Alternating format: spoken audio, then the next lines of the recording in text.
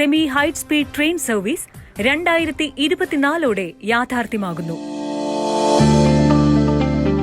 മണിക്കൂറിൽ 200 കിലോമീറ്റർ വേഗതയിൽ ഓടുന്ന ട്രെയിൻ പരമാവധി 4 മണിക്കൂറിൽ കാസർഗോഡ് എത്തും.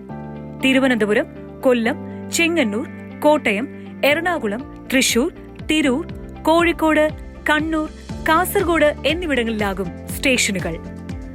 532 കിലോമീറ്റർ ദൈർഘ്യമുള്ള ഡബിൾ ലൈൻ പാതയിൽ അതിവേഗത്തിൽ സഞ്ചരിക്കാവുന്ന സ്റ്റാൻഡേർഡ് ഗേജുകളാണ് നിർമ്മിക്കുക. ചിലവ് പ്രതീക്ഷിക്കുന്നത് 66,079 കോടി. ട്രാക്കും റെയിൽവേ സ്റ്റേഷനുകളും നിർമ്മിക്കാനായി 1226 ഹെക്ടർ സ്ഥലം ഏറ്റെടുക്കും. തിരുവനന്തപുരം, കൊച്ചി വിമാനത്താവളങ്ങളുമായി ബന്ധപ്പെടുത്തിയാവും സർവീസ്.